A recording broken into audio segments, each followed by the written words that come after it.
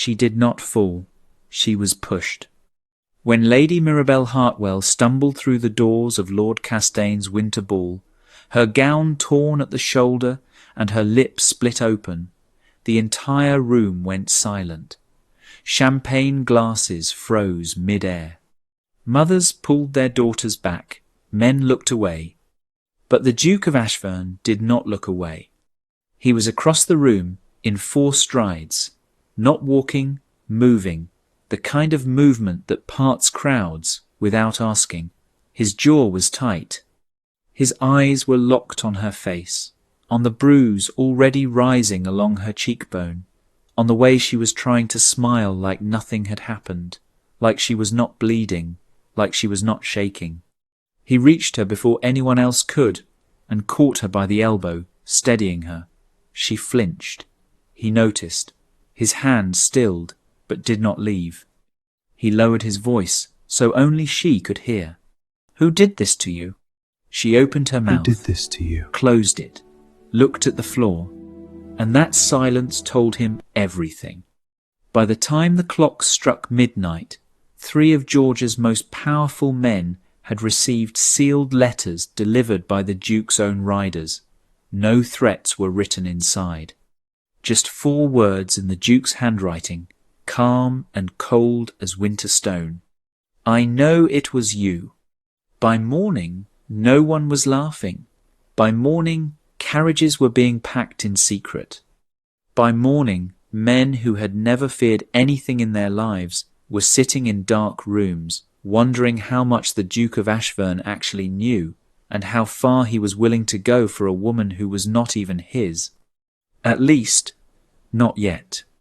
But here is the question that will stay with you through this entire story. Mirabel flinched when he touched her. She had met this Duke only once before, 2 years ago, at a funeral in the rain.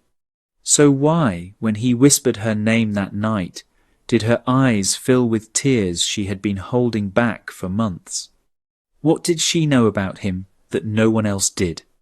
If you already have a feeling about where this is going, drop it in the comments and tell us where you are watching from. It helps more than you know. And if this story is already pulling at your heart, please hit the subscribe button. We are just getting started. The night Mirabel Hartwell walked into Lord Castaigne's winter ball, with blood on her lip and fire in her eyes, she had already made up her mind about one thing. She was not going to cry. Not here. Not in front of these people who had spent the last 2 years pretending she did not exist. She had survived worse than this.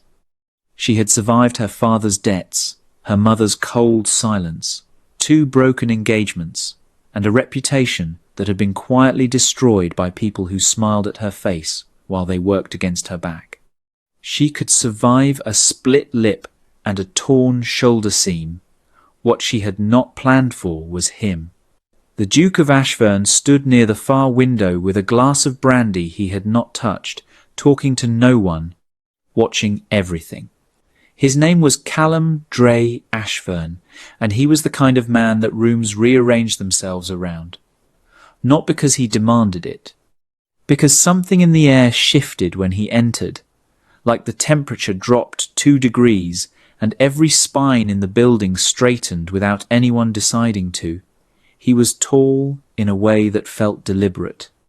Dark-haired, sharp-jawed, with grey eyes that caught light the way still water does, quietly and completely. He had a reputation too. But his was the kind that made men speak carefully and women look twice.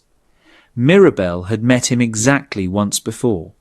2 years ago, at the funeral of Lord Pemford's eldest son, on a Tuesday in November, when the rain refused to stop and the mud swallowed the hem of every gown in attendance. She had been standing alone near the east wall of the churchyard, and he had appeared beside her with an umbrella he held over her head without saying a word.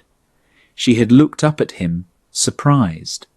He had looked straight ahead at the grave. They had stood like that for 11 minutes. She had counted. When the service ended, he handed her the umbrella, turned, and walked away without once telling her his name. She had found it out later from her cousin Dorothea. That was the whole of their acquaintance. 1 umbrella, 11 minutes, no words. So when he crossed Lord Castaign's ballroom in 4 strides with his jaw set and his grey eyes fixed on her face, she did not understand what was happening. She was still trying to arrange her expression into something acceptable, still trying to breathe through the ache in her cheekbone, still telling herself that if she could just reach the retiring room and fix her hair and press a cold cloth to her face, no one would need to know what had happened in the side corridor 20 minutes ago, but he was already there. Who did this to you? His voice was low, not gentle exactly, steady, like a hand pressed flat against a wound to stop the bleeding. She opened her mouth. The words she had prepared, the polite dismissal, the easy lie, the practiced smile, all of it dissolved. She looked at the floor instead. He did not push. He did not repeat the question. He simply waited, and somehow that was worse, because waiting like that took patience, and patience meant he actually wanted to know. And no one in this room had wanted to know anything about her in a very long time. I stumbled, she said finally. On the stairs, the hem of my gown caught. He looked at her for a long moment. His eyes moved from her lip to her cheekbone to the tear at her shoulder, and she watched him understand clearly and completely that she was lying. Of course, he said. He did not argue. He did not call her out. He simply offered his arm with the same quiet certainty he had offered the umbrella 2 years ago in the rain, and she took it without thinking, because her body made the decision before her mind could object. He walked her toward the edge of the room, away from the stairs, and said nothing. The crowd parted. It always did for him. Near the doors to the east corridor, they stopped. He turned to face her properly for the first time. I am going to ask you one more time, he said, and you do not have to answer, but I want you to know that your answer or your silence will both tell me exactly what I need to know. She lifted her chin. You are very certain of yourself, Your Grace. I am certain of very little, he said, but I am certain that you did not stumble. She said nothing. He nodded once, as if she had confirmed everything. What happened next moved fast and quietly, the way things do when someone with real power decides to act. The Duke excused himself from her side, crossed back into the ballroom, and spoke to 3 men in the space of 15 minutes. She watched from the doorway, trying to understand what she was seeing. Each conversation was brief. Each man's expression changed in a way she could not quite name, something between surprise and the very first edge of fear. She did not know what he said to them. She would not find out until much later. What she did know was that by the time the Duke returned to her side and offered to arrange her carriage home, all 3 men had left the ball. It was early. The music was still playing.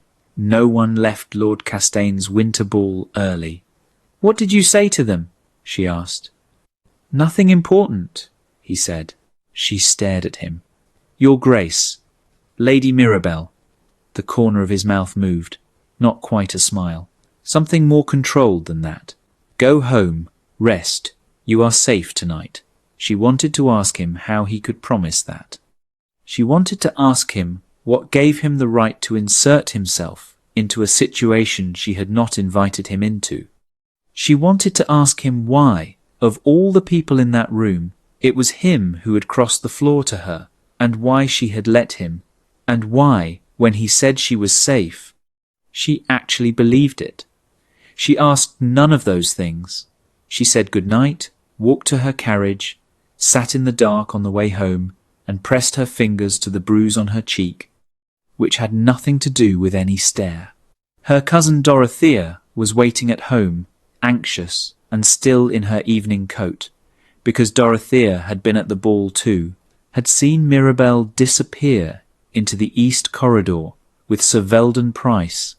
He had spent 40 minutes looking for her, and then seen her come back through the main doors, looking exactly like what she was. "Tell me," Dorothea said. Mirabel sat down. She told her. Dorothea's face went through 5 different expressions in 10 seconds. Shock, fury, grief, something protective and hot behind her eyes. Then she said, very quietly, "Sir Veldon Price has a wife and 2 daughters." "I know," Mirabel said. "He is also," Dorothea said, "on the committee that controls the lease to your mother's house." Mirabel closed her eyes. "I know," she said again. There was a silence between them that held everything neither of them wanted to say out loud. The shape of the trap was clear. A woman with nothing protecting her, a man with everything, a bruise she could not report, a lie she had to keep. The kind of situation that had swallowed women in this world whole and left no trace, except the Duke of Ashverne had looked at her and known she was lying, and had done something about it anyway. Without her asking, without making her explain, she did not know what to do with that. She went to bed. She did not sleep. In the morning, a letter arrived, not from the Duke. There was no letter from the Duke. Instead, it was a short note from Sir Veldon Price's solicitor, informing her mother that the lease on their house would be reviewed at the board's earliest convenience, and that the committee wished to assure the family that no changes were anticipated at this time.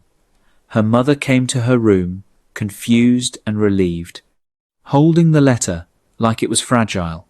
Mirabel read it twice.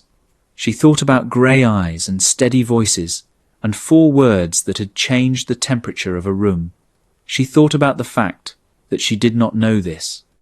Man, not really, not the way you know someone who has sat beside you through ordinary days and let you see the unguarded parts of them. She knew 1 umbrella and 11 minutes and a reputation she had heard in pieces from other people's mouths. And yet, she sat at her writing desk for a long time. Then she wrote a note. She addressed it to the Duke of Ashverne. She wrote 3 sentences. She read them back. She crossed out 2 of them. She was left with 1. "I do not know how to thank you for something I cannot officially acknowledge you did." She folded it. She sent it. Then she sat very still and waited, not knowing what she was waiting for, not knowing what she wanted his answer to be, not knowing what it would mean if he answered at all. She did not have to wait long. His reply came before noon. Not through a footman, not through any of the usual channels that preserve distance and propriety. It came through his personal secretary, a precise and quiet man named Mr. Fenwick, who arrived at the door, presented the note on a small silver tray, waited while she read it, and then stood perfectly still in case there was a reply. The note said this: "You owe me nothing, but I would like to call on you tomorrow at 10, if you will allow it. There are things you should know, things about the men in that room last night that concern your safety going forward. I ask nothing in return for this information, except an hour of your time and the understanding that what I tell you stays between us." It was signed with his full name, Callum Dre Ashverne. No title, just the name, the way you sign something when you want the person reading it to understand that you are speaking as yourself and not as a rank. She read it 3 times. Then she looked at Mr. Fenwick and said, "Tell His Grace that 10 o'clock is acceptable." Dorothea appeared in the doorway the moment the secretary left, because Dorothea had been standing in the hallway pretending to arrange flowers for the last 10 minutes. "He is coming here?" she said. "Tomorrow morning." Dorothea sat down without being invited. "Mirabel, the Duke of Ashverne does not make morning calls. He does not call on anyone. People are summoned to him. That is simply how it works. Apparently not always, Mirabel said. Dorothea stared at her with an expression that was trying very hard to be composed and failing in small, visible ways around the edges. Do you know what people are going to say? People say things regardless. They are going to say he has an interest in you. Mirabel set the note down on her desk and smoothed it flat with her palm. Then let them say it. Dorothea was quiet for a moment. Then she said, 2 years ago at the funeral, you told me about the umbrella. You said he said nothing the entire time. He did not, but you remembered it. You told me that same evening when we got home. You described the umbrella. You described exactly how long you stood there. Dorothea tilted her head. You counted the minutes. Mirabel did not answer. Mirabel. He is coming to give me information, she said clearly, about Sir Veldon Price and the others. That is all. Dorothea nodded slowly in the way that meant she did not believe a single word, but was choosing, for now, to let it go. He arrived at exactly 10 o'clock, not a minute before or after. She was in the sitting room when he was shown in, and she had spent 40 minutes telling herself she was not going to notice what he looked like in daylight. And then she noticed immediately. He looked different from the night before, less formal somehow, though his clothes were perfectly pressed and everything about him was precisely correct. It was something in the stillness of him. In a crowded ballroom he looked powerful. Here, in her small, worn sitting room, with its faded curtains, and the chip in the mantelpiece that her mother had covered with a china figure for the last 4 years, he looked like someone who was being careful not to take up too much space. She appreciated that more than she expected to. Dorothea sat in the corner with needlework she was not doing. Mirabel poured tea.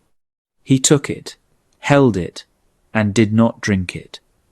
He looked at her face, at the bruise which was darker now in the honest morning light, and something shifted briefly behind his eyes, not soft exactly, more like something tightening before it was controlled. It looks worse today, he said. Bruises always do on the second day. Does it hurt? She almost said no. Almost. Yes, she said instead, and was surprised by her own honesty. He nodded. He set the cup down. He folded his hands and looked at her with the directness of someone who had decided to be truthful and was going to be, regardless of how it landed. Sir Veldon Price, he said. He did not act alone last night. I mean that specifically. There were 2 other men who knew what corridor you had gone into and why you had been led there. They did not stop it. One of them arranged it. She went very still. Arranged it, she repeated. There is a game that runs quietly behind certain closed doors in George's upper circles, he said. It has been running for years. Women who are vulnerable, financially or socially, are identified. Small social pressures are applied.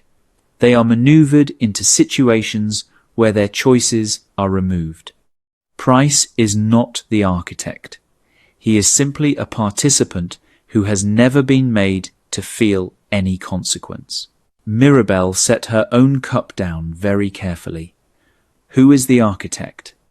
He paused. I am not going to tell you that today. Why not? Because knowing his name right now would make you dangerous to yourself, he said.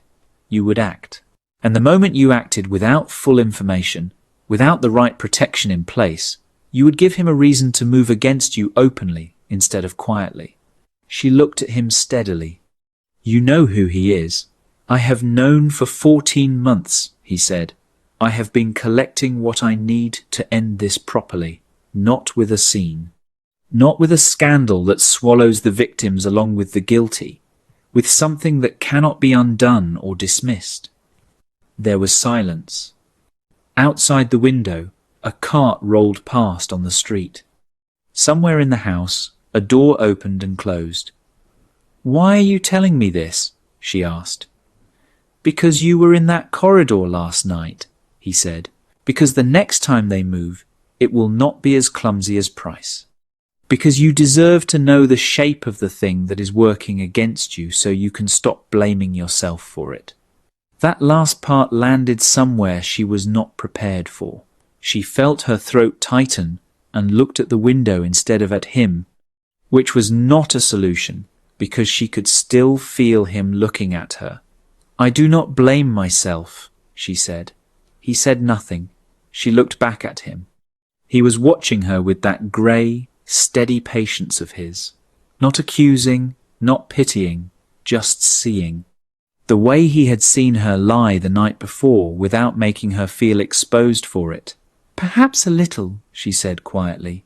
"You should not," he said. "You were targeted specifically. Your financial situation, your lack of male family to advocate for you, your position in society is precarious enough that most people would not risk themselves to stand with you. These are not weaknesses." They were selected. She thought about that for a long moment. She thought about the way it felt to hear it, said plainly, without decoration or apology. Something shifted in her chest that she could not name. "What do you need from me?" she asked. "Nothing yet," he said. "But I want you to continue your normal social schedule. Accept invitations. Be seen.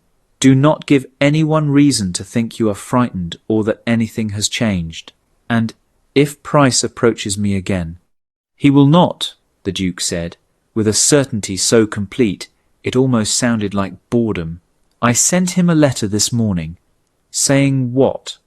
"Saying that I am aware of what occurred and that I consider Lady Mirabel Hartwell to be under my personal protection going forward." The room was very quiet. Dorothea had stopped pretending to do her needlework. Mirabel looked at him and felt something she could not afford to feel, something warm and complicated and slightly terrifying, moving through her chest. "You had no right to do that without asking me," she said. "No," he agreed. "I did not. I apologize for that." She had expected him to defend it. The apology caught her completely off guard. "I should have asked you first," he said. "I am sorry. If you want me to retract it, I will." She thought about Price's face. She thought about the corridor. She thought about the letter her mother had received that morning and the relief on her mother's face. "Do not retract it," she said. He nodded once. "Your Grace," she said, because she needed to ask, needed to understand. "Why does any of this matter to you? You do not know me. We have spoken fewer than 100 words to each other across 2 years. Why does my situation concern you at all?" He was quiet for long enough that she thought he was not going to answer.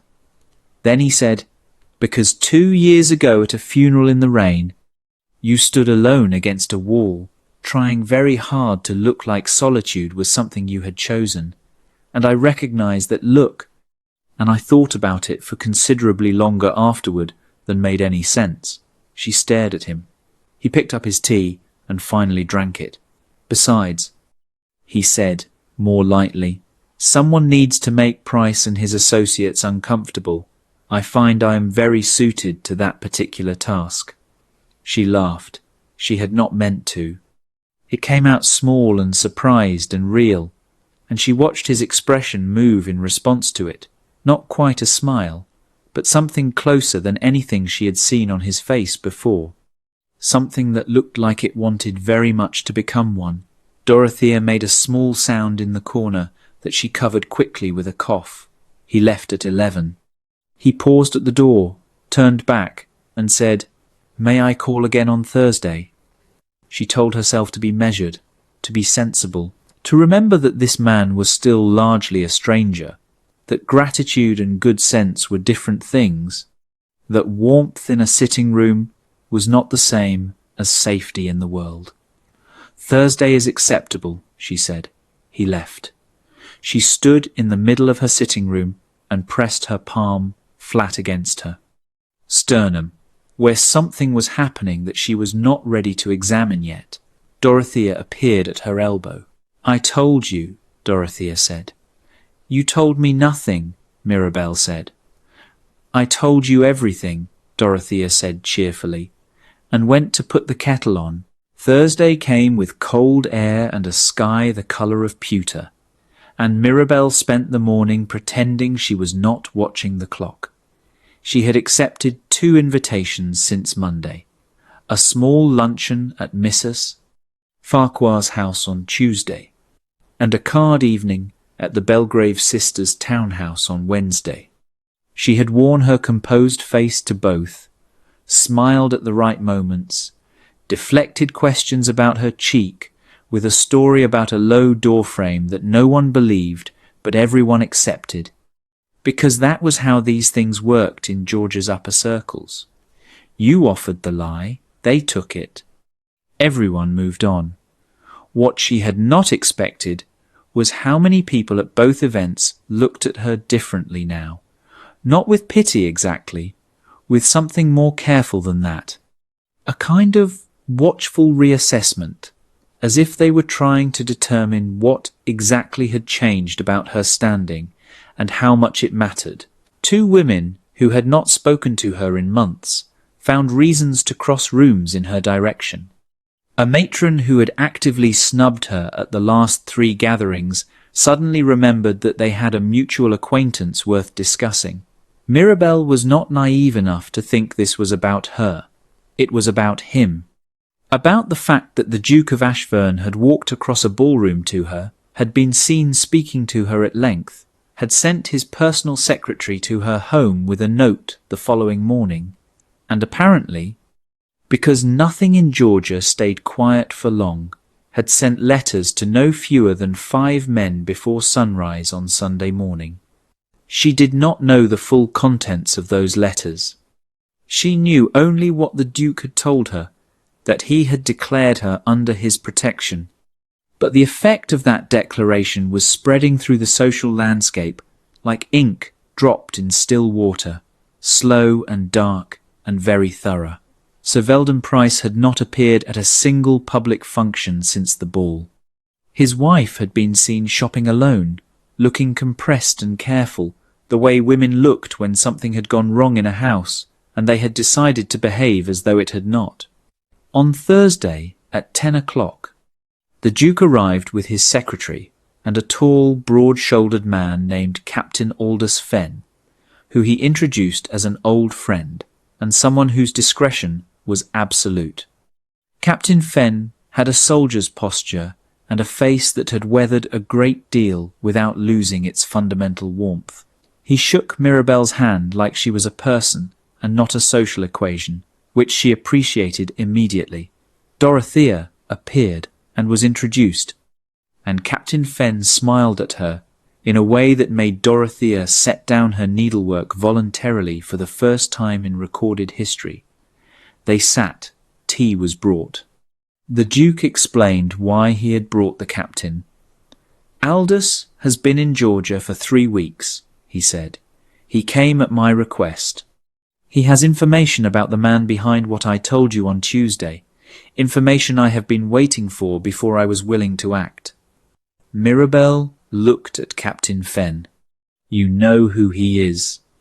"I do," the captain said. His voice was easy, unhurried. "His name is Lord Bastian Grieve. He holds 3 seats on 2 of the most influential social and financial boards in the county. He has been doing this, specifically targeting vulnerable women and engineering situations for his associates, for at least 9 years. That we know of." The name sat in the room like something heavy. Mirabel knew it. Not well. Lord Bastian Grieve was older, perhaps 60, silver-haired and broadly respected. The kind of man who gave generously to the right causes and said the right things at public dinners, and whose name appeared on committees that were supposed to protect people. 9 years, she said. "At minimum," the captain said. "We have confirmed 7 women across that period. There are likely more who never came to light because they had even less recourse than the ones we know about." She felt the weight of that number. 7 women, 9 years. A man with silver hair and a seat on a protection committee. "What are you going to do?" she asked. She was looking at the Duke when she asked it. He was looking back at her. "We are going to take it to Lord Chancellor Hughes," he said. "He is the one man on the Oversight Board who is not compromised by Greaves' network. I have met with him privately. He is prepared to act, but he needs documented testimony. Not a rumour, not implication. Actual testimony from women who experienced this directly." Mirabel understood what he was not quite saying. "You are asking me," she said. "I am not asking you anything," he said, carefully.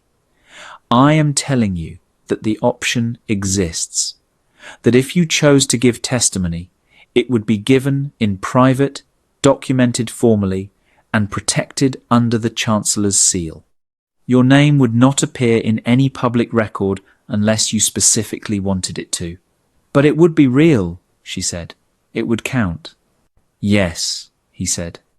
"It would count." She thought about the corridor. She thought about Price's hand on her shoulder, and the moment she had understood that calling for help would cost her more than staying quiet. She thought about the 7 women. She thought about the ones they did not know about. "I will think about it," she said. He nodded. No pressure, no persuasion. Just the nod, and then he moved the conversation to something easier, something about Captain Fenn's recent travels, and the tension in the room settled without dissolving entirely, because it was the kind of tension that had nowhere to go yet. What she noticed over the next hour was the way the Duke moved through an ordinary conversation. Not the way she had expected, which was with authority and performance, the calculated ease of someone who was always aware of the impression they were making. He was direct without being blunt. He listened in a way that was visible, actually turning toward whoever was speaking, actually responding to what had been said rather than what he had been planning to say next. When Captain Fenn made a dry observation about the weather and the particular misery of English winters, the Duke smiled, a real one, unguarded for just a moment, and Mirabel felt it like a small, warm shock behind her ribs. She looked away. Too late, because Dorothea had been watching her watch him, and Dorothea had the memory of an archivist and the restraint of absolutely no one. Later, after they had gone, Dorothea sat beside her on the settee and said nothing for a full 2 minutes, which was so unusual that Mirabel looked at her. "Say it," Mirabel said. "He watches you," Dorothea said, "when you are talking to someone else, when you are looking at the window, when you are thinking. He watches you the way people watch things they are trying to memorize." Mirabel said nothing. "And you," Dorothea continued, "have smoothed your hair 4 times this morning, and you only do that when you are nervous, and you are never nervous." "I am sometimes nervous. Name 1 time." Mirabel opened her mouth, closed it. Dorothea nodded serenely and picked up her needlework. That evening, Mirabel sat at her desk and wrote 3 pages in her private journal that she would later fold very small and push to the back of her writing box. She wrote about the corridor and Price and the shape of the trap she had not seen until it closed. She wrote about the 7 women and what it meant to be the 8th, or possibly not the 8th, possibly further down the list than anyone had counted yet. She wrote about testimony and what it would cost her, and what it would cost her not to give it. Then she wrote 1 line she did not examine too closely, and blew out the candle and went to bed. The line said, "He remembered the umbrella too, I could tell." 2 days later, she sent a note to the Duke's townhouse. It said she had made her decision about the testimony. She was prepared to speak to Lord Chancellor Hughes. His reply came within the hour. It said, "I am glad. I will arrange it for Tuesday, and for what it is worth, which may be very little, I think you are one of the bravest people I have met in a long time." She read it 4 times. Then she folded it and put it in the writing box with the journal pages. She was not examining that either. The meeting with Lord Chancellor Hughes took place in a private office on the third floor of a building that officially hosted a gentlemen's reading club and unofficially served as the quietest room in Georgia for conversations that could not happen anywhere else. The Duke escorted her there himself, not in his crested carriage, which would have announced their destination to half the city, but in a plain hired cab that smelled faintly of leather and coal smoke. They sat across from each other for the 10-minute journey, and he asked her how she had slept, and she said well, which was not entirely true, and he said good, which meant he probably knew it was not true, but was giving her the dignity of the lie. Lord Chancellor Hughes was a compact, white-haired man of about 70, who looked at her over his spectacles with the careful attention of someone who had spent 50 years learning to hear what people meant rather than what they said. He had a clerk with him, a young woman named Miss Sophronia Chalk, who sat with her pen ready and her expression professionally blank, and who Mirabel later learned was one of the first women the Chancellor had ever hired for a formal administrative role, which told her something important about what kind of man he was. The Duke sat to her left but slightly back, just enough to signal that he was present, but that this was her testimony and her voice. She appreciated the placement more than she could say. She spoke for just under an hour. She was precise. She did not embellish, and she did not minimize. She described the ball, the corridor, who had led her there, and under what pretense, what had happened, and what the consequences of reporting it openly would have been. She described the lease letter and what it had implied. She described the two other men the Duke had identified as present and complicit. When she finished, the Chancellor looked at her for a long moment. "You are the fourth woman to sit in this chair this month," he said quietly. She felt the breath go out of her. "The fourth," he said again, as if he wanted her to understand that she was not alone in this, had never been alone in this, that the loneliness itself had been manufactured to keep each of them silent. "Are the others protected?" she asked. "They are now," he said. He looked briefly at the Duke. Something passed between them, a look of two men who had been working on something difficult for a long time and were now seeing the shape of its end. After they left, she and the Duke stood briefly on the pavement outside. The hired cab was waiting. The street was quiet. The cold air felt clean in a way that indoor air had not for several days. "How do you feel?" he asked. She considered the question seriously. "Lighter," she said, "and more frightened simultaneously." "That is exactly right," he said. "That is what doing the correct thing feels like most of the time." She looked at him. The daylight showed things that candlelight and ballroom lamps softened.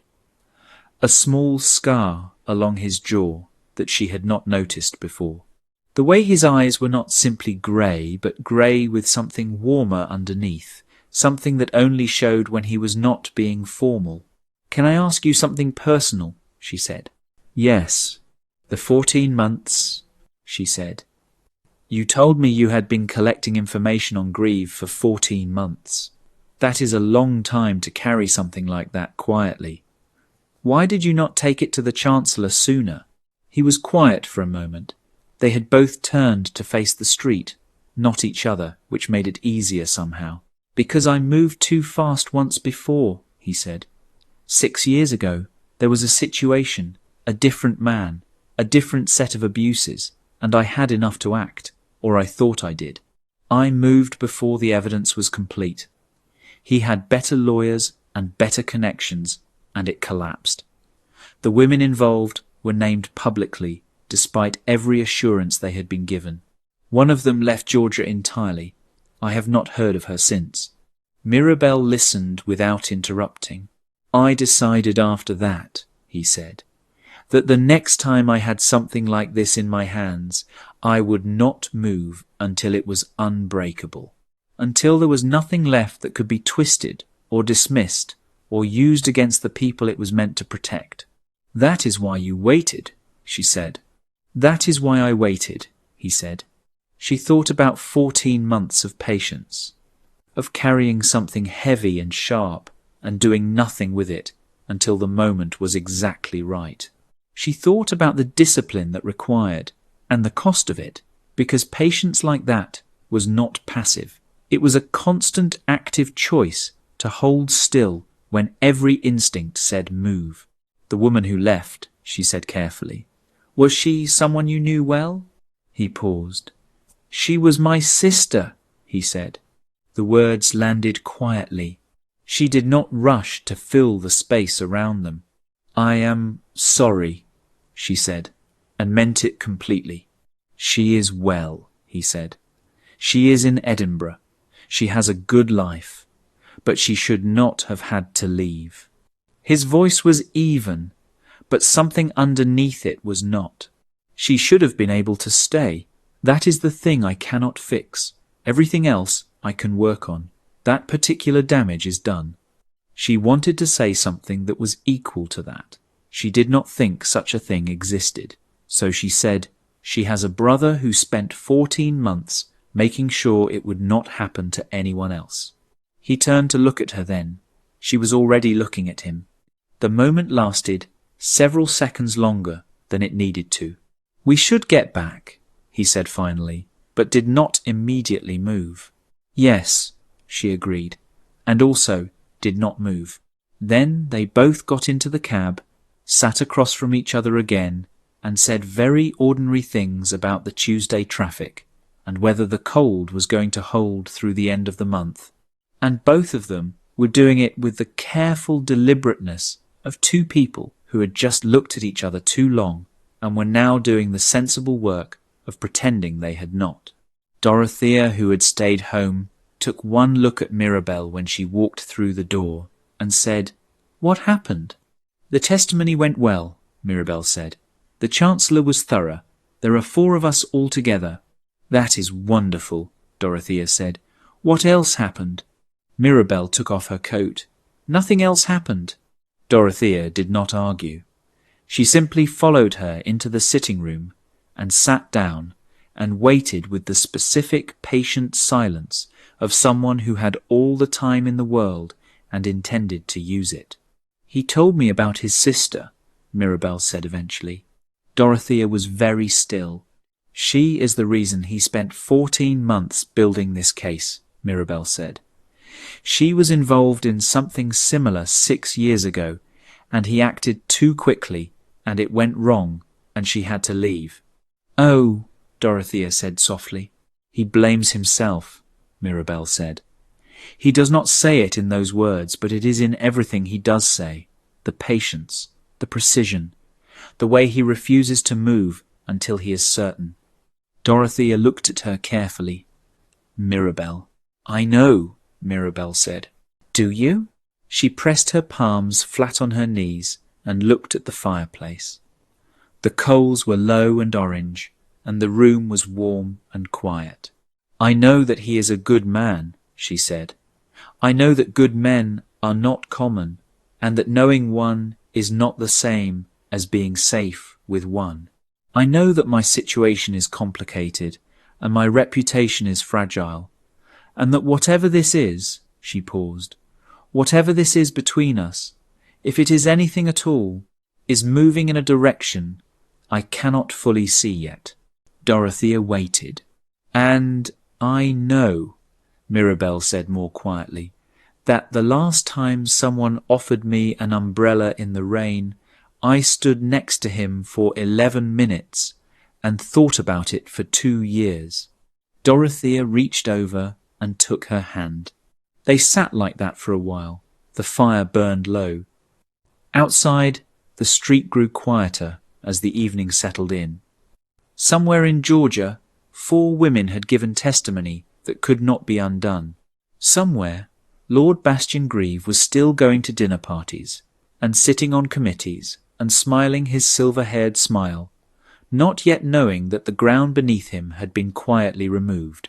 And in a townhouse across the city, Mirabel suspected, a man with grey eyes was sitting with something on his desk that he was also not examining too closely. She hoped so, anyway. The arrest of Lord Bastian Grieve happened on a Wednesday morning, and it happened quietly. That was the thing people did not expect. They had anticipated drama, a public scene, constables at a dinner party, or a confrontation in some grand hallway with witnesses and gasping onlookers. George's upper circles had a taste for visible collapse, for the kind of ruin that could be watched and discussed over tea the following morning. Instead, 2 men from the Chancellor's office arrived at Grieve's townhouse at 7 in the morning while he was still at breakfast. They were polite. They showed him the documentation. They gave him exactly 5 minutes to speak to his solicitor. Then they took him out through the front door, not the back, because the Chancellor had been very specific about that detail. He wanted it seen. He wanted the street to see it.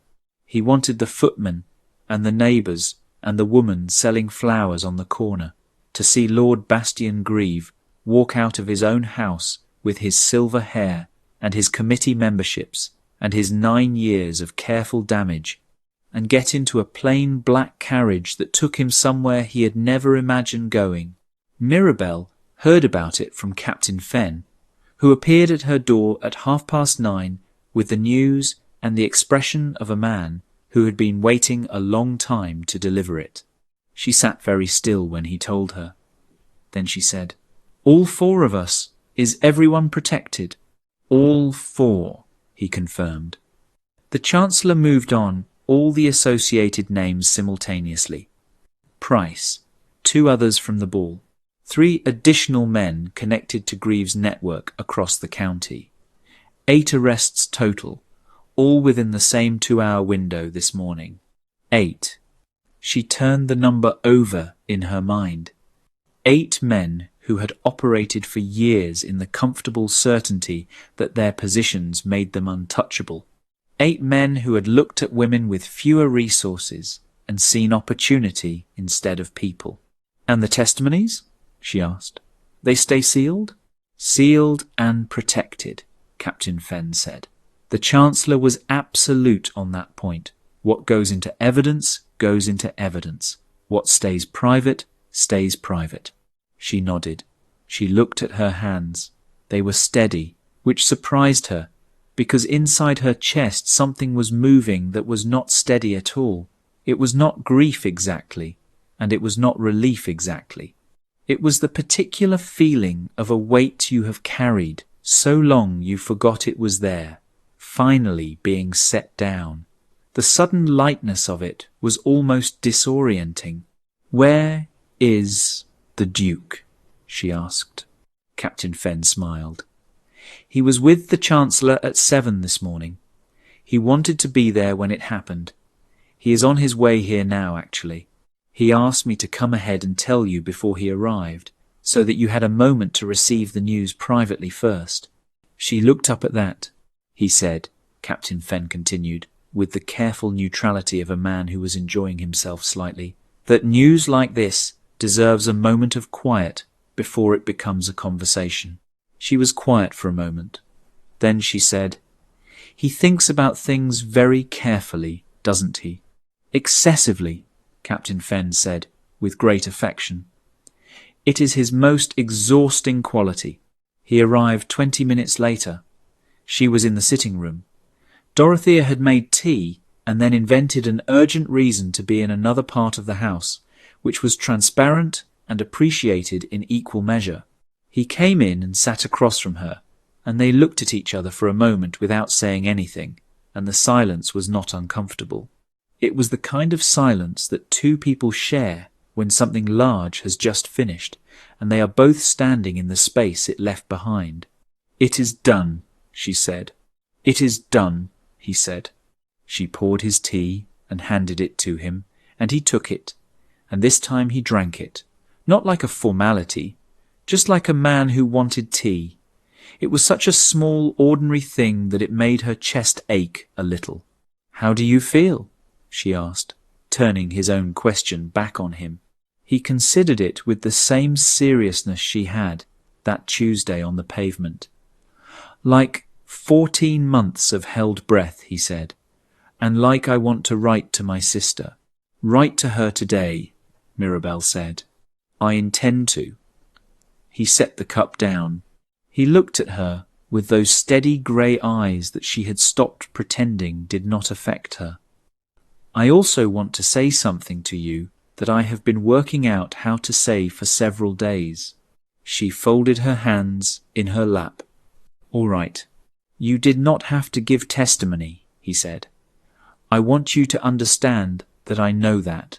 The risk was real. The cost to you could have been significant. And you did it anyway, not only for yourself but for the other women, for the ones who might have come after. That is not a small thing. That is not something people do easily or casually. He paused.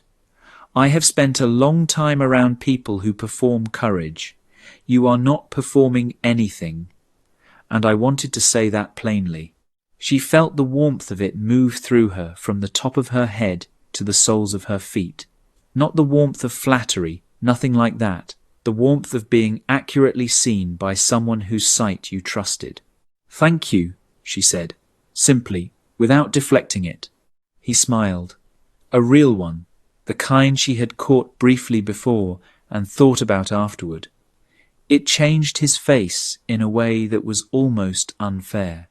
It made him look younger and warmer and like someone who, in a different life, with fewer responsibilities and less carefully constructed walls, might have been quite easy to be around.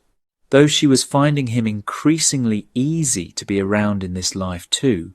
There is something else, he said. Yes? He was quiet for a beat, not hesitating exactly, more like choosing his words with the precision of someone who understood that the wrong ones could close a door that he did not want closed. I am aware, he said, that the circumstances of our acquaintance have been unusual, that we have covered a great deal of difficult ground together in a very short time, that most of what you know about me has come through the context of this situation, and that is not the same as knowing someone through ordinary time and ordinary days. She watched him carefully. I would like the opportunity, he said, to be known through ordinary days, if you were open to that. The room was very quiet. She thought about it 2 years ago. An umbrella. 11 minutes. The way she had thought about it afterward without understanding why. She thought about a man who moved through crowded rooms without needing them, who apologized when he overstepped, who planned for 14 months out of love for his sister, who sent his secretary ahead with news, so she would have a moment of quiet before it became a conversation. She thought about ordinary days, what they might look like, what they might feel like. I think, she said carefully, that ordinary days sound very appealing. Something in his face settled, not with relief exactly, though there was some of that. More like something that had been held at a careful distance for a while, finally being allowed a little closer. Then perhaps, he said, we might start with something very ordinary, a walk in the park on Friday, if the weather holds. The weather is never going to hold, she said. It is Georgia in November. Then we will bring an umbrella, he said. She laughed. Again, unexpected. Again, real. Again, she watched his face move in response to it, this time not restraining itself, this time letting the smile come fully and stay. Friday, she said. Yes. He finished his tea. He stood to leave. At the door, he turned back, which she was beginning to understand was a habit of his, this turning back, as if there was always one more thing worth saying. For what it is worth, he said. I counted the minutes too. He left. She stood in the middle of her sitting room, with her hand pressed flat over her heart, which was doing something entirely undignified. Dorothea materialized instantly from somewhere down the hallway. I was not listening, Dorothea said. You absolutely were, Mirabel said. I heard nothing, Dorothea said serenely, except the part about the umbrella, and the park, and Friday, and the counting. Mirabel sat down. She was smiling. She could feel it on her face, and she made no effort to arrange it into something more composed. Dorothea, she said. Yes? I think something very good is beginning. Dorothea sat beside her, and for once said nothing at all, which was its own kind of answer.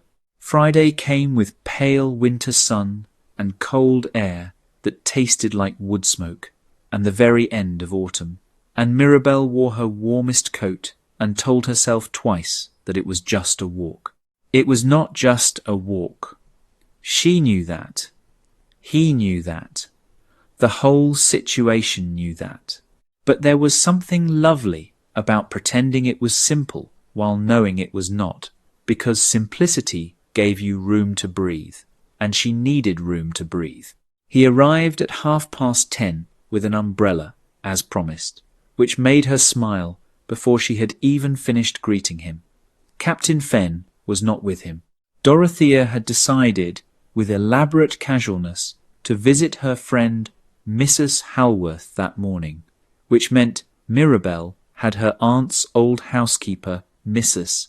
Peel, walking a discreet distance behind them as the required propriety, and Mrs. Peel was 73 and slightly deaf and had a comfortable tolerance for pretending not to notice things. They walked into Aldenmore Park, which was quieter on a Friday morning than on the weekend, with only a few nursemaids and their charges and an elderly man feeding pigeons near the central fountain. The gravel paths were damp from rain the night before. The trees had mostly lost their leaves, and the light came through the bare branches in long pale strips. It should have felt bare and cold. It felt, somehow, exactly right. They talked, not about Grieve or Price or testimonies or evidence. They had agreed without saying so that today was not for that. Today was for the ordinary days he had mentioned, and so they were ordinary, or as ordinary as two people could be when they were also navigating something that felt increasingly significant. She learned that he had grown up in the north, in a house near the coast where the wind came off the water and made everything taste of salt. That he had been sent to school at 11 and hated it with a passion he described with such precise detail that she laughed 3 times in the space of one story. That he had a large library he was very possessive about, and got genuinely irritated when people borrowed books and did not return them.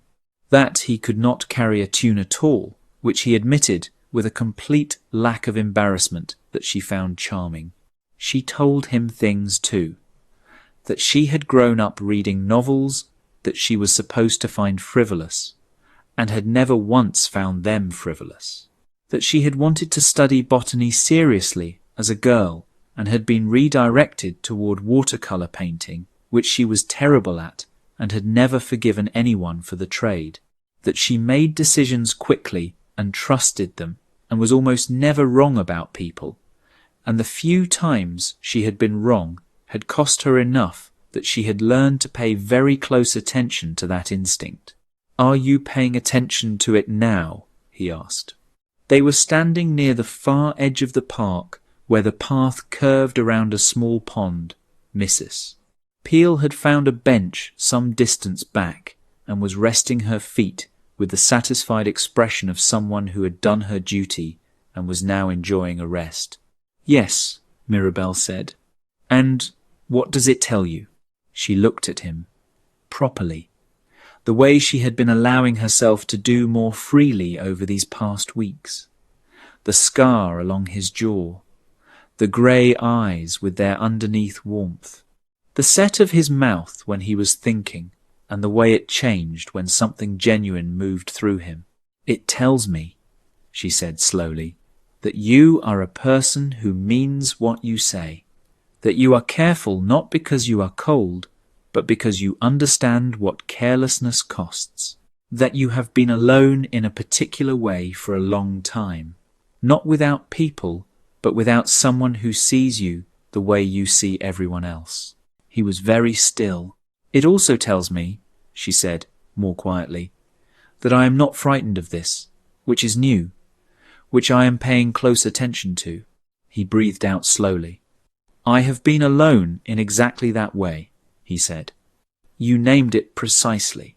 They stood by the pond for a moment. A duck moved across the surface with complete indifference to them. "Mirabel," he said. It was the first time he had used just her name without the title, and she felt it like a warm hand placed carefully over something that had been cold for a long time. "Yes," she said. "I would like to court you properly," he said. "Not quietly, not behind the mechanics of a protection arrangement or a legal case. Properly, with intention and visibility and all the things that are supposed to happen when one person wants to be seriously known by another." She looked at the pond. She looked at him. The pale winter sun was doing something very specific to the light, and she was acutely aware of all of it. The cold air, and the wood smoke, and the bare branches, and this man standing in front of her being more direct and more honest than anyone had been with her in years. "That is a great deal of intention," she said. "I have a great deal of it where you are concerned," he said. "I have had it for longer than is probably reasonable to admit." 2 years? She said. 2 years, he said, and the corner of his mouth moved. Give or take 11 minutes. She felt something open in her chest, like a window being pushed wide on the first warm day of spring. "Yes," she said. "Court me properly, Your Grace." "Callum," he said, "when we are not in company." "Callum," she said, and the name felt right in her mouth, like something that had been waiting to be said.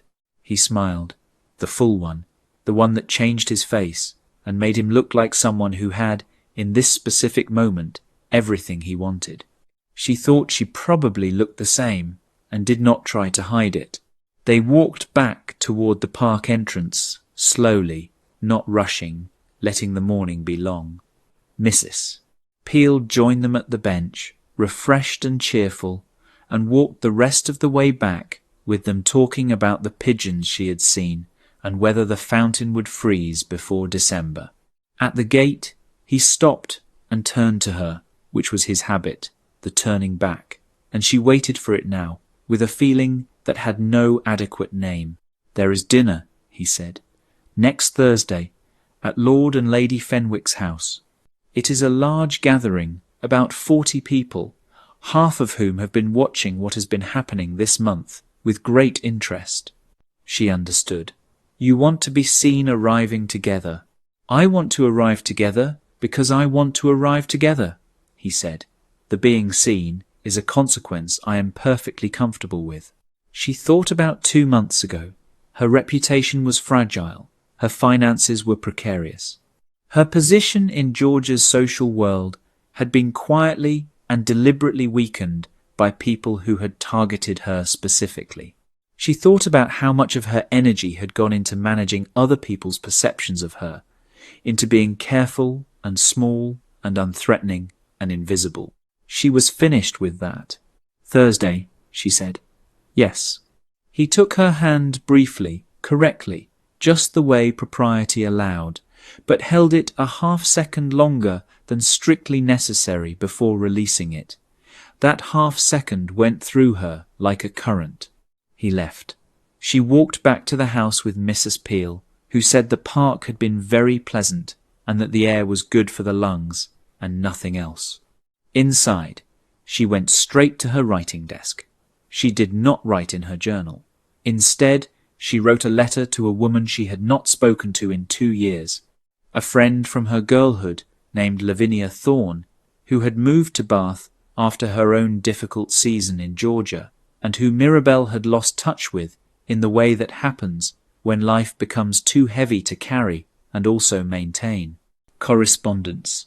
She wrote to Lavinia and told her that things were changing, that the ground had shifted, that she was well, genuinely well, in a way she had not been for some time. She told her about the Duke in the oblique way you speak about something you are not yet ready to name fully, using phrases like a person of exceptional character and an unexpected development and more than I anticipated. She thought Lavinia, who had known her since they were 12, would read between those lines without difficulty. She sealed the letter. She sat back. She thought about Thursday. She thought about 40 people watching them arrive together and the particular satisfaction of letting them watch.